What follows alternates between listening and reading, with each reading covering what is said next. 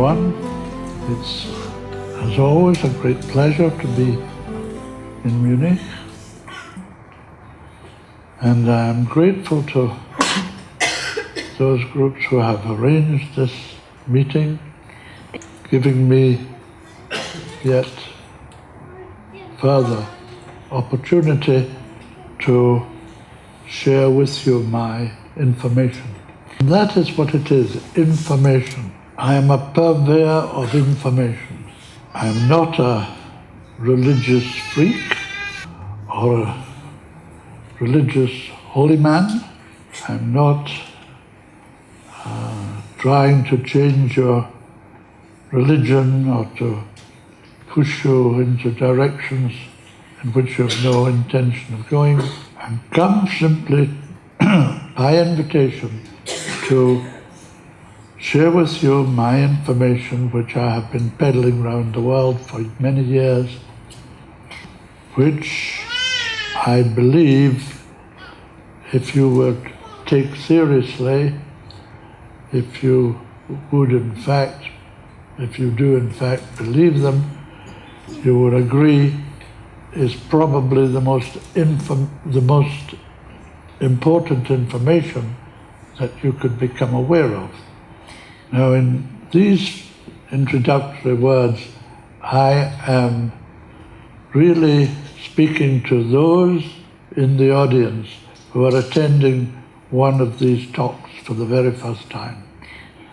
And in so doing, you may come upon statements by me which run absolutely counter to what you have taken for granted, what you have believed all your life, perhaps. And if this were the case, of course, I suppose it would upset these beliefs to some extent. It would perhaps call them somewhat into question and would put you, of course, into a different set of expectations about the future, the nature of the future. I'm often listened to carefully or otherwise, and then asked, well, this is really extraordinary information, Mr. Creme, but why should I believe you? And of course, when someone says, why should I believe you, they really mean, prove it to me. Prove that what you're saying is true. Well, the answer to that is that it cannot be proved. This is prophecy. And you cannot prove a prophecy until it takes place. Of course, there might be very many ideas and statements and events which might give you cause to begin to take seriously what I'm saying. And indeed, there are many of these. But that is not proof. The kind of cast iron proof that people who find this story difficult to take in, to accept, it doesn't satisfy them, nor should it, I think. I say this just to make it quite clear that I am not asking you, members of this audience, hearing this story for the first time, to believe it on a first hearing. I think it is probably very difficult because the ideas are difficult, they're very abstruse, takes a long time to talk about, although in themselves the ideas might be quite simple. But you need time to digest, to think about, and to come to some kind of relationship to the ideas, to know what you inwardly, deeply, in your heart, think about these things. So I'm not asking you to believe it. On the other hand, I believe that the information is so important, overwhelmingly important for the world, that I have to say it. I've been asked to say it, and I say it, and don't stop saying it. So all I can do is to ask you to listen with an open mind, neither accepting it nor rejecting it, but just listening to it and see what it does in you. If it's true, then the events will prove it to be true. And prophecy after prophecy, prediction after prediction has come true in the most extraneous detail, that I can, with complete confidence, say these things. They are part of my experience. I believe them to be true, and I believe that what I say in total tonight is actually taking place, actually happening in the world, even if the vast majority of people in the world know nothing about it. You might think this is almost impossible, that if these events are so important, so far-reaching, so world-changing, that surely most people would have heard something about it, would have an inkling. And yet, I know for certain that only a relatively small, it's a large number of people, but a relatively small number of people compared to the population of the world has actually heard this information. It's millions, maybe 30, 40 million people have heard it and have taken some kind of a stand in relation to it. But the vast majority of 6.5 billion people have not heard of it even. But just think about the very recent and current happenings in the economic and financial field. The banks throughout the world which are crumbling, the stock markets which are reaching the bottom of the ladder all over the world. And yet, surprise, astonishment, it's unbelievable. No one thought this was possible. I say no one. I personally, and those who work with me, have been quite clear and expecting this financial collapse for the last 20 years at least. Since 1988, in at least 20 years from now. 20 Jahren. How is it possible that they're taken by surprise? These are clever men who are dealing in countless millions of dollars and pounds and so on every single day. And for the last 20 years, myself and those hundreds of people, few thousand people all over the world who work with me, have sent this information, these predictions about precisely this collapse, which is now happening, causing consternation and total disbelief and chagrin throughout the world. One has to come to the conclusion that humanity as a whole, really, they can go to the moon, they can send rockets to the moon, they can do some wonders, but they really know nothing. They really understand very little about the realities of life. They know nothing about the laws which govern life, the law of cause and effect. If you do this and this and this, inevitably, this and this and that will result. And you would think almost a child could have told every great banker, banking houses which have been household names for 150 years in America and Europe and Japan and so on, which are now all collapsing. Some of them are totally gone after all these years because they have not understood how life has to be lived. That you can make terrible mistakes, as they have been doing, for a certain number of years, but inevitably the great laws bring their logic to bear on their actions, and you'll see the conclusions. I would like to introduce to you tonight, especially those people who are hearing me speak for the first time, to three, not less than three, momentous events, momentous happenings beyond the reach of any human imagination, which I believe are taking place at this time. We are living in the midst of these momentous, world-changing events. One under which we have no control whatsoever.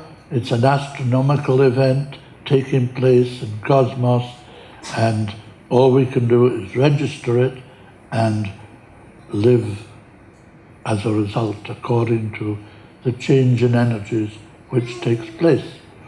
This is usually called the entry into a new age, a cosmic age, a cosmic cycle of ages. And this is to do with the movement of our solar system round the heavens in relation to the constellations of the zodiac. Put as simply as possible, because it's quite complex, our solar system makes its journey in heavens in relation to these constellations, which means that it can go through all of the constellations, through a whole circle of them, in about 25 to 26,000 years. Now, all these constellations are pouring out into space their own particular quality of energy, so that if, for example, it varies slightly from constellation to constellation, but divided by 12, you get every 2,150 years, our solar system is in relation to that one constellation of a given quality of energy. Then after that, at the end of that cycle, it passes into the next constellation, which will have a different quality of energy. And as it does so, these energies stimulate and have an effect on all the planets of our particular system. Now, we're only talking about our own planet, planet Earth, but the same thing happens to all the planets in our solar system. Now, just at this time, it's been happening for a couple of 300 years, but when we're talking in cosmic terms, that's a very short time. For the last 2,150 years, this solar system has been in, as we say. It's not in the constellation, but it's receiving the energies from the constellation because it's in the force field of that particular sending of energy of each constellation into space. And that constellation is the constellation of Pisces. For the last 2,150 years, our solar system has been in, as we say, the age of Pisces. But in its journey, the Sun has moved away from the sphere of influence of the constellation Pisces and is entering the same relationship to the constellation Aquarius, which is the next in turn. The energies of Pisces began to be withdrawn in 1625. So it wasn't just yesterday, but in cosmic terms, it's very recent. The energies of Aquarius began to come in 1675. And this process has brought about not quite equality, but a relative equality on Earth of these two cosmic forces, those of Pisces and those of Aquarius. However, all the structures, political, economic, religious, social, scientific, educational, cultural, and so on, all of these are a result of humanity's response to the energies of Pisces. As yet, there has not been enough time, enough influence. We're not in the center of gravity of that great stream of energy pouring out towards us, so that we see no energies relating to Aquarius, no structures relating to the energy of Aquarius, and all the structures relate to the experience of Pisces, but they're bereft of energy. They are crystallized. They no longer serve humanity, and so they're breaking down. But those who work with them, the politicians, the bankers, the financial, the money men, have no idea that this is happening. They don't know they're working with decayed forces that have no value for humanity anymore. So the collapse which you see today, the collapse of our political and especially financial and economic structures, is a logical result of the fact that they don't answer the needs of humanity. They're dead, sterile, they relate only to the past, and they have no relationship to the needs of humanity of the future, today and the immediate future, and the future of long distance. So while humanity have been wringing their hands and lamenting the fact of the breakdown in the political and economic structures, not knowing that this was a good thing, there is one group in the world who for the last 20, 30 years have been smiling and congratulating themselves every time there is a collapse of the type that is happening now. Smiling not because we are saying, see, we were right, we told you so. That would be cruel, because many people are hurt and unhappy, made jobless and without the means of living. Today, millions are losing their houses. They have nowhere to live. In America, millions of people are living in their cars, and it's a tremendously painful experience for humanity, but it must take place because it doesn't relate to the needs of today. It relates to what we thought were the needs of the past. But the world has moved on, humanity has grown up in the meantime, and these greedy, selfish ways of living no longer work. Humanity is beginning to understand that it is one. Different colors, different races, different countries and so on, somewhat different laws and so. But essentially, absolutely at the core of their being, every man, woman and child is part of one humanity. It's painful but necessary. We should welcome it as part of the cleansing of humanity of ancient wrong. That's the first great event which is happening, about which humanity seems apparently to know very little.